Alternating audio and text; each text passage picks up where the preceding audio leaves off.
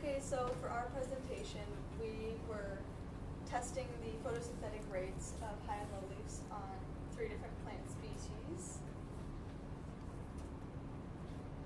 Okay, so our acknowledgements, we want to thank Dr. Schaefer for helping us collect our data and showing us how to use our LICOR measuring machine, and Professor Nickel for helping us create our research design, help us create questions that we need to be answering, Martha Lafitte Thompson for letting us collect our data on their property, and for William Joe College for allowing us to use their utensils. Yep. Okay, so here's an overlook on photosynthesis.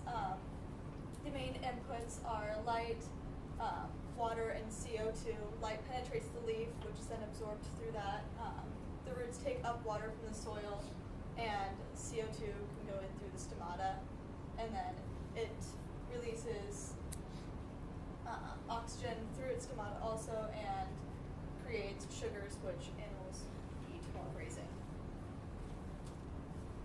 Okay, so the carbon cycle, plants take up nutrients through the soil, which then helps them create their oxygen, which goes into the atmosphere. And then animals breathe in the oxygen but exhale CO2. And when they die, they decompose and become nutrients for the plants again. But factories are also taking up fossil fuels from the ground, which is also putting in twice as much CO2 into the atmosphere, which is hard for the plants to balance out. And then big picture as to why this is a problem, we've had a huge spike in CO2 levels in the past couple of years because of deforestation and the burning of fossil fuels, which is increasing the greenhouse effect. So say there's a Super Bowl and there's 2 teams, and you have Team Kane, which is a bunch of old guys, and then Team America, a bunch of young guys. And you're going to be disappointed in your tickets because the old guys obviously can't compete with the young guys at that physical of a level, because their age will have effect on them physically. Like, they just can't perform as well as the younger team can, and the younger team will be fit and have been training for it. And how this relates to high leaf and low leaf photosynthesis is that high leaves is Team America, the younger leaves, and low leaves is Team Kane, the older leaves. And high leaves have more stomata, they have better light availability because they're higher up on the plant, which means they're less likely to be blocked, while the low leaves are older, they have less stomata, and they could be possibly shaded just because they're lower and they're going to be covered by the higher leaves. And since high leaves are younger, they'll be less likely to be affected by herbivory just because they won't have been present as long as the lower leaves. My question was, what are the effects of leaf height on photosynthetic rates in Solidago rigida, Cornus drummondii, and Silphium porfoliatum? And our hypothesis was that high leaves will have a higher photosynthetic rate than lower leaves. And this graph is not our results, but just what we predicted what would happen. We did our measurements at Martha Lafitte Thompson Nature Sanctuary at the Prairie Habitat. We tested 24 plants total, 6 of Silphium, 6 Solidago, and 12 Cornus. We tested 6 Cornus on the first day and 6 Cornus on the second day because we wanted to see if the time had an effect on the photosynthetic rates, because when we tested Solidago the first day, but not Silphium the first day. Measurements were taken on October 9th and October 23rd from 11 a.m. to 1 p.m. at full sunlight. We did 1 high leaf and 1 low leaf per plant. We used the LI 6400 XT to measure the photosynthetic rate. We set the CO2 levels to 400 micromolecules, 1500 micromolecules light, which is full sun. On the first day, we set a temperature of 23 degrees Celsius. On the second day, we set the temperature at 24 degrees Celsius because we forgot to write it down. So one of the species that we measured was Solidago rigida, and otherwise known as the stiff goldenrod. It's part of the Asteraceae family, and it's a herbaceous perennial, which means it grows every year. And then the leaves grow on opposite sides of the stem, and it's considered a very invasive species because mastius, so it's able to reproduce after disturbances. And then it usually goes up to be about 5 feet tall. And then Silphium perfoliatum is a cut plant, and it's also part of the Asteraceae family, and is also a herbaceous perennial. But these leaves join at the stem to form a cup where it collects moisture from the air and water. And it usually grows to be about 9 feet tall, and it reproduces fairly fast, and it needs direct sunlight. The cornus Drummondii is otherwise known as roughleaf dogwood, and it's the corniceae,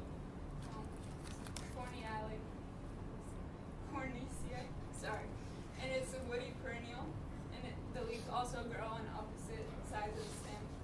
But unlike the other two, the leaves are connected to the stem by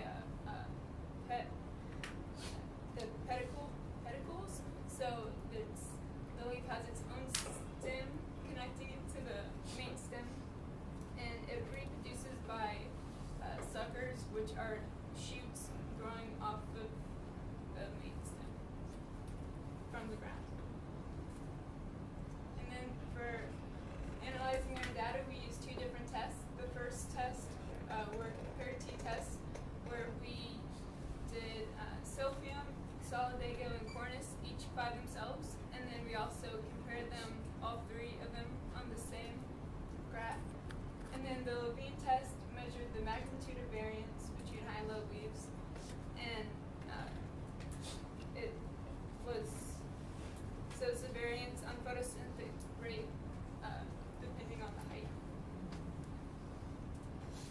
And then for this graph, as you can see, the Cornus and Solidago plants had the most significant differences with the purple asterisks, and then the Silphium had barely any change in the photosynthetic rate between the high and low leaves. And this graph is showing the similarities between Cornus and Solidago based on the Levine test, and that photosynthesis gradually increases as the leaves get higher. Okay, so our hypothesis was partially supported. The leaves higher on the plant generally had a higher photosynthetic rate than leaves lower on the plant, especially for Cornus and Solidago. So for Cornus and Solidago, like I just said, there was a significant difference in the photosynthetic rate between high and low leaves, as shown on our graph. And from the Levine test, we found that there is little to no variance in the increase of photosynthetic rate as you look at each leaf on the plant when you go up. But Silphium, there wasn't a difference between high and low leaves, as you see on our graph. So why do high leaves have higher photosynthetic rate than lower leaves?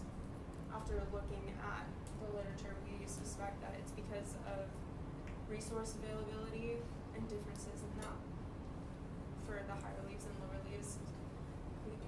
Like we said before, light availability is much higher at the top of the plant than it is lower due to shading. And also wind has more of an effect on higher leaves because there's not so much density, I guess, around the higher leaves. So other plants aren't blocking the wind going through, so they have a flow of air providing them with CO2. And there's also more stomata on higher leaves than there are lower leaves, so they're able to take in more CO2 faster. And specifically, Cornus has hairs on the leaves, so that helps prevent transpiration when they open up their stomata, so they can take in more CO2 and not lose as much water.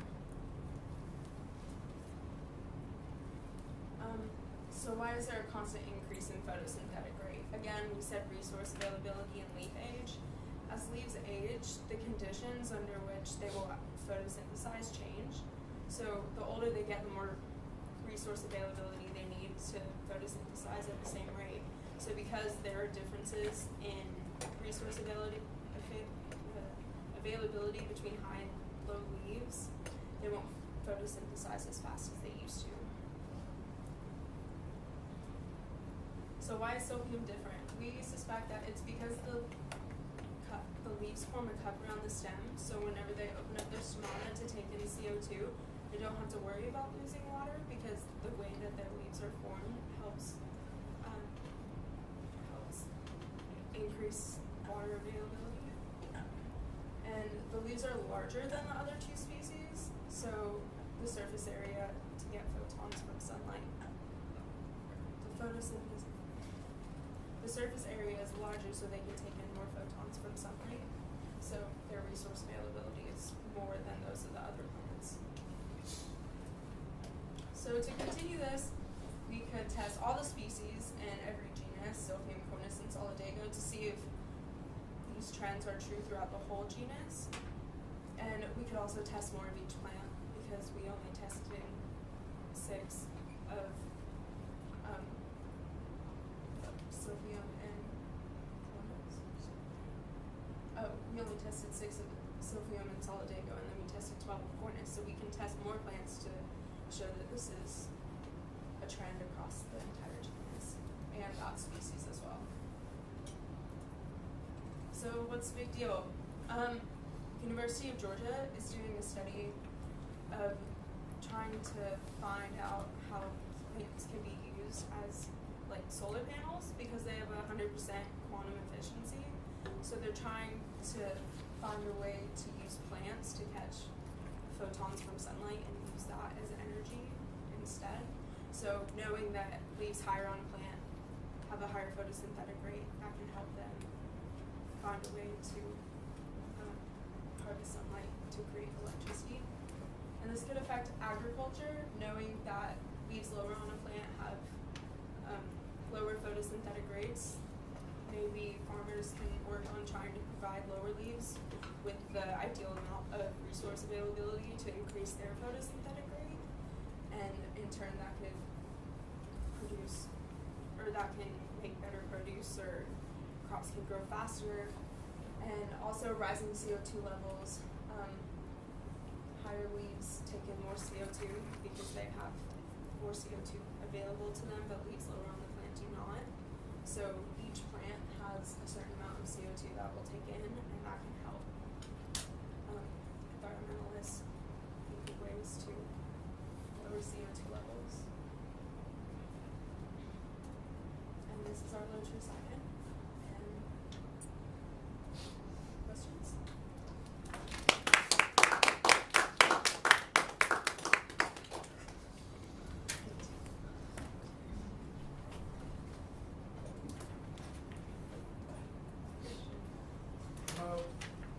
What compelled you to pick the species that you did? The species, like all the species we tested, had a clear difference in high and low leaves. So like they had multiple leaves on the plant, but it was hard to pick a species just because most of the plants had been withered. So we had to be pretty selective. So just a difference in high and low leaves where it was. So it was late in the year, right? Yeah. How many of them were annuals and how many of them were perennials? They were all perennials. That was nice.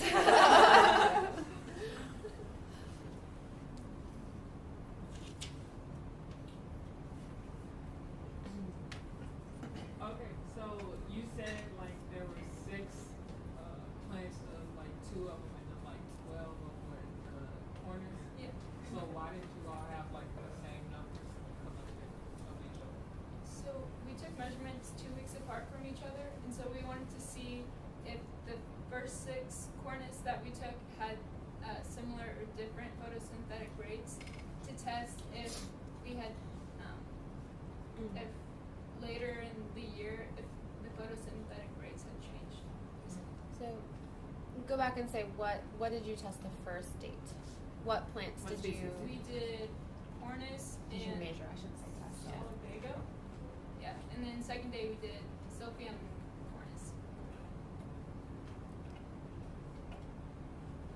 So what would measuring cornus on both dates show you? Well, it was to make sure that there wasn't any variance in photosynthetic rates due to weather changes or any other changes in the environment over the course of the 2 weeks. And So- were there? No, there were not. How did you determine that? By looking at the photosynthetic rates from the first week and the second week to see if there was a significant difference between the two, and there wasn't. Just with cornus? Yes. I didn't realize you knew that. No, we didn't statistically test anything. We just looked at the data and said, this looks pretty We just similar. kind of looked at it. Oh, okay. We just looked at it. I'm like, wow, I didn't know you did No, that. we got Okay. very, we just looked at scientific The about it. eyeball. But ultimately, right, like if there was, so they found no difference in Silphium, but they found a difference in Solidago. But if they hadn't tested cornus both days, they couldn't necessarily say that the Silphium, it would be hard to say that the Silphium difference was not because of it being 2 weeks later in the season and that the leaves were dying more. And so by testing cornus both days and having an overall difference in cornus, and if cornus wasn't different the second day, you might not have found an overall difference either. But if cornus is different on both dates with the combined data, then it's more likely that the difference in Silphium is actually due to the height difference, or lack of difference is related to the measurements and not related to necessarily a change with seasonality, if that makes sense. Because I think it's a learning opportunity too to explain why Yeah. we would do this, because you were limited in plants you could pick anyway based on the quality of like the leaves, starting to die, and so so that could be a reason why you might not find a difference over time if all the leaves are not doing so well. But it's really just silly. What is that plant right there with the yellow flower, the cool one? That's the cup plant. The cup plant. And that had the highest photosynthetic rate? No, that was the one that didn't have a difference between high and low leaves. And what do you think that was? Why that was? Because the cup collected water and it had more surface area for photosynthesis. So it wasn't as tight on resources as the other one. Can you can I follow up with that real quick Yeah. question? Can you go to your one of your graphs of photosynthesis? That one's fine. What are the units on your photosynthetic rate? Micromoles of CO2 per centimeter squared per second. What are the centimeters squared? What are those referred to? The The what? leaf area. The area, okay. So if you're measuring photosynthesis per unit of leaf area, why do you think leaf area is causing there to be no difference? Isn't the leaf area the same for high and low in these measurements? And isn't it the same for all species that you measured? What was the area of leaf that you measured? 2 by 3 centimeters. What? Wasn't it 2 by 3 Yeah, so 6 centimeters squared. Yep.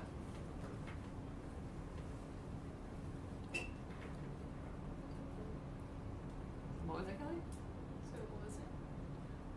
Well, I would say that leaf area is probably not the best reason for why there's no difference, because you're measuring photosynthesis per unit of leaf area, and so you're measuring on comparable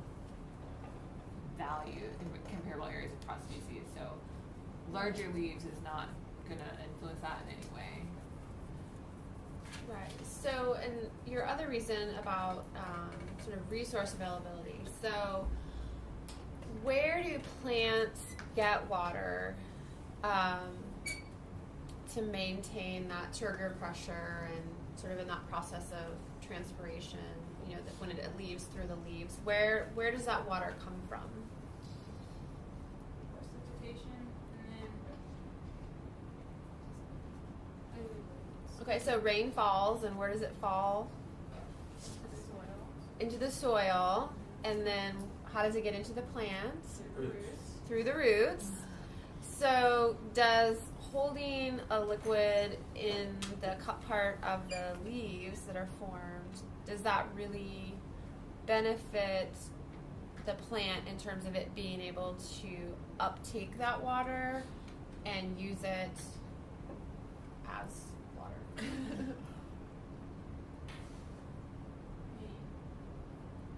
I guess not necessarily, but let's say like the wind were to blow and the water would fall out, it'd probably fall to the roots of that individual plant, which could affect the water uptake.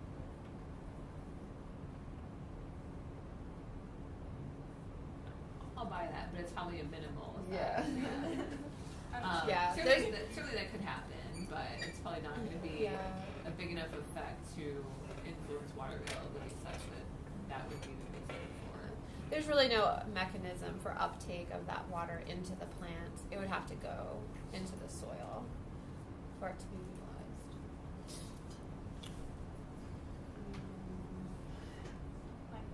One other quick thing. So, like in the biological reasons part, you all said something about wind.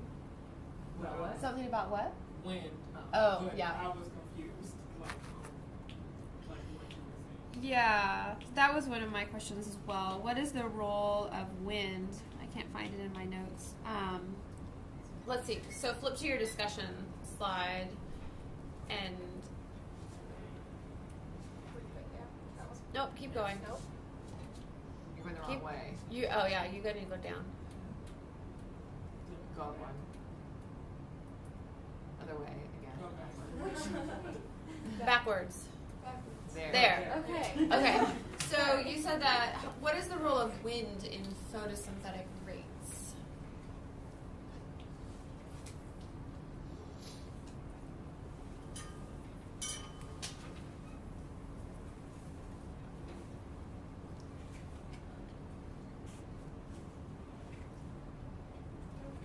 You listed that as a reason why there might be differences between high and low leaves, but how does wind influence photosynthetic rate?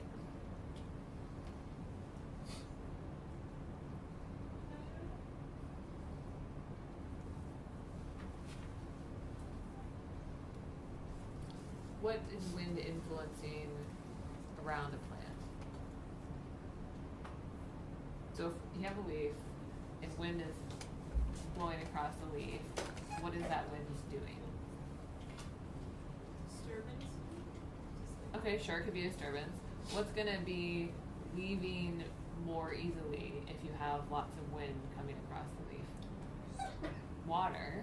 So if water is leaving more readily, what would be a likely plant response to losing lots of water? Decrease photosynthesis Why? because it is one of the main inputs of photosynthesis. Okay, so it's losing water, but assuming there's still water in the soil, like it could still potentially be getting water. But if there's not a lot of water, okay, so maybe it doesn't have as much water, what would be the response of the plant before potentially reducing photosynthesis that would also influence photosynthesis? What's another input in photosynthesis? CO2. Okay, and how does it get into the plant? It's spawn. Okay, so if there's plants are losing lots of water from the stomata, what would they likely do with their stomata? Close it. Close them. So also then not take in carbon dioxide. So that's not going to relate to your measurements in any way because we set the flow rate of the lichord to a specific amount of air movement, and that was consistent at least. But if wind does have an effect, which type of leaves would you expect the effect to be greater for? The younger Huh? leaves because they have more stomata. Okay, so potentially with stomata, would you say, Haley? I said the higher leaves. Yeah, if the higher leaves are going to be more getting wind flow, then that would actually potentially reduce photosynthesis in higher leaves rather than increase photosynthesis in higher leaves. But wind is going to influence like loss of water, and so like some plants can have like a kind of a thicker boundary layer of air around the leaf, and so it makes it harder for wind to cause water loss. But that's one of the major consequences of wind. with it. Logan, did you have a question? Why did you set the carbon dioxide level on the Lycor machine to 400? It was the atmospheric average of today. Okay, So so we just wanted it to be like the same. yeah, okay, good. So current atmospheric concentration. Why did you use a paired t-test to analyze your data?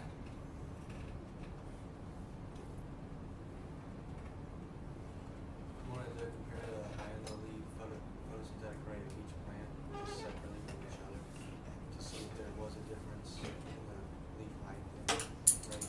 Okay, so you could have, so basically you have two things you're comparing. You have high leaves and low leaves. So you could do an unpaired t-test, which is what people would often do. Why would you do a paired t-test?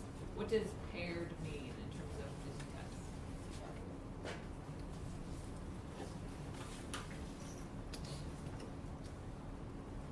Are the leaves on the same plant independent of each other? Are the leaves on the same plant independent of each other? Are the leaves? Yeah, okay. If I ask the question again, I would go with a different answer. Why are the leaves on the same plant not independent of each other?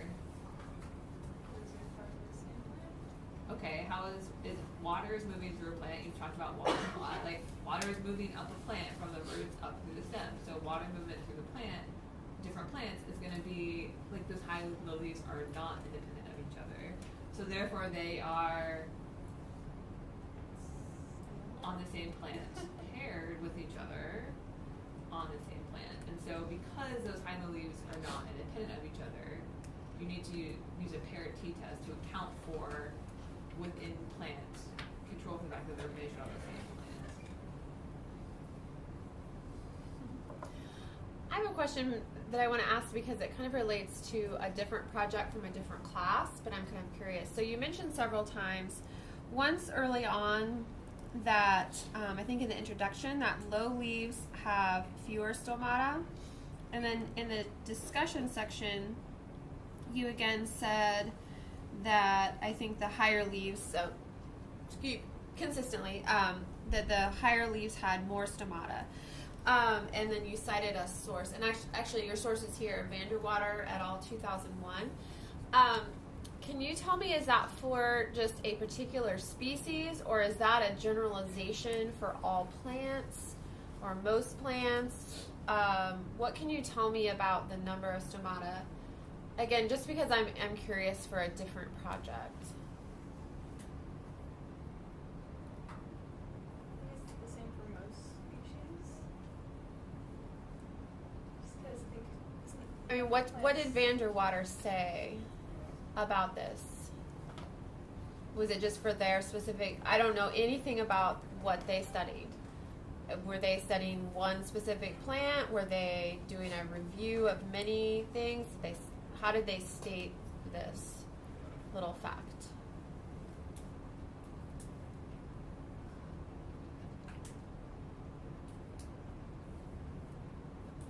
Which one have you found this paper? He said it wasn't talking about one specific plant, so I guess it was just a generalization of plants altogether, and it was a review of multiple papers. So. Can you go to your literature cited real quick so we can see Okay. the title of the paper? Yeah. Here, down.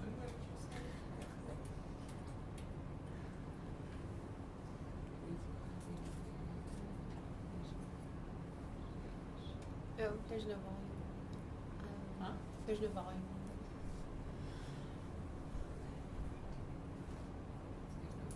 There's no volume number. So I can look it up. Oh.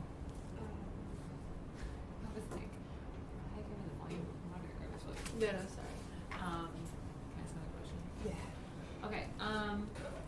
So in the introduction, you mentioned like several things that could differ between high and low leaves.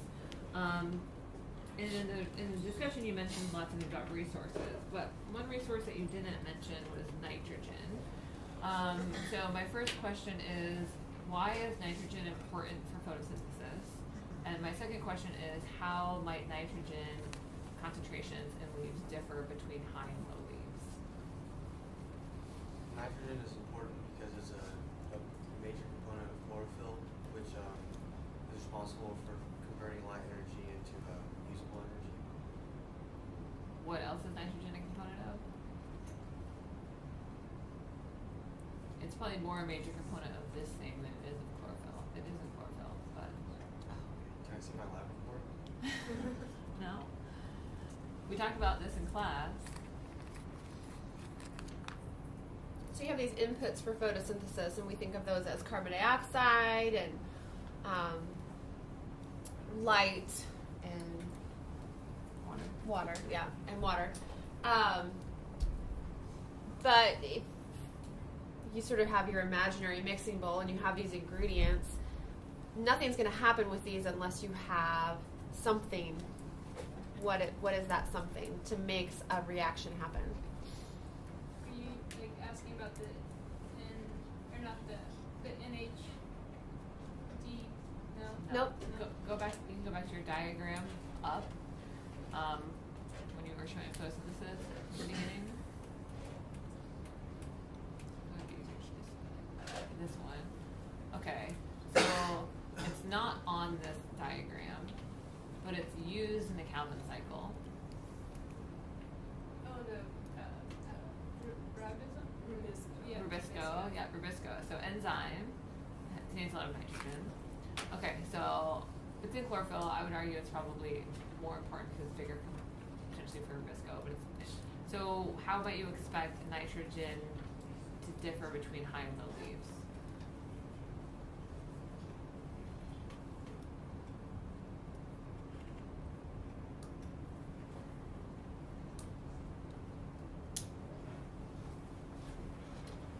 What was the limiting factor in the plants that you picked?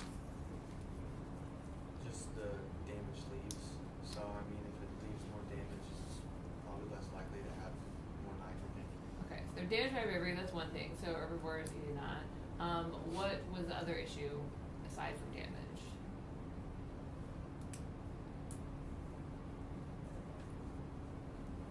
What happens to leaves as it gets colder in the year? They die. Okay, they dry, they shrivel up, they senesce. What do plants do before the leaves senesce?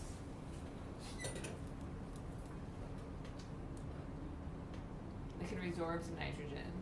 The lower leaves tended to not look as good as some of the higher leaves.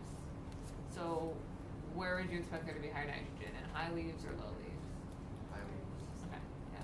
So that could be another potential reason for higher photosynthesis in high leaves, is there's higher nitrogen concentrations. That could mean there's more rubisco or more, just more chlorophyll, so that could lead to higher photosynthesis.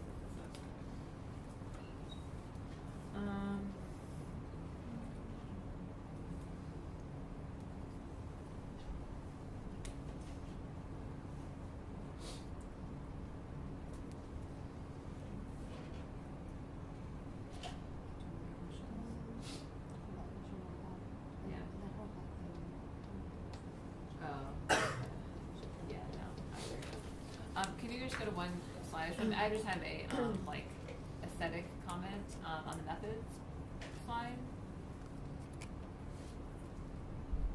Oh, up there. So using that like as a tab is confusing because that actually says greater than 6 Silphium, greater than 6 Solidago, and greater than 12 cornets. So just as for anyone, as kind of a like aesthetic thing, like don't use that as a tab because it has a mathematical meaning, especially when you have numbers. For the prairie habitat, it's not as confusing, but for other ones, that's a little confusing. So just something to think about.